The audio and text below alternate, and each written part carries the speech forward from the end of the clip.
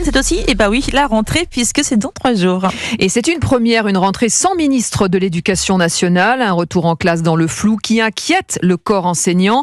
Le principal syndicat des collèges et lycées, SNES-FSU, dresse un constat pessimiste. Louise Salé, vous avez assisté à leur conférence de presse ce matin.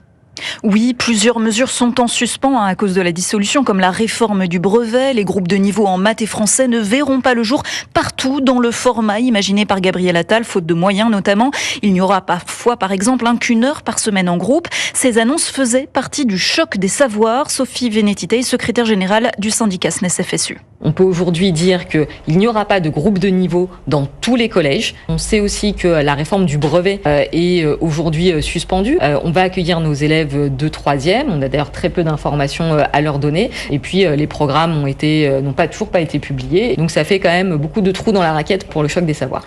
Autre difficulté, le manque de profs, c'est récurrent à chaque rentrée depuis plusieurs années. Près de 3000 postes n'ont pas été pourvus au concours cette année, dont la moitié dans le second degré, avec une vacance de poste qui peut durer très longtemps. On s'aperçoit ainsi dans les données budgétaires que quand on manque d'un professeur à la rentrée, en moyenne, on va manquer de ce professeur-là pendant en moyenne 4 semaines. La durée pendant laquelle le poste n'est pas pourvu a augmenté petit à petit. À la rentrée, on manque de plus en plus de professeurs et pour une durée de plus en plus longue.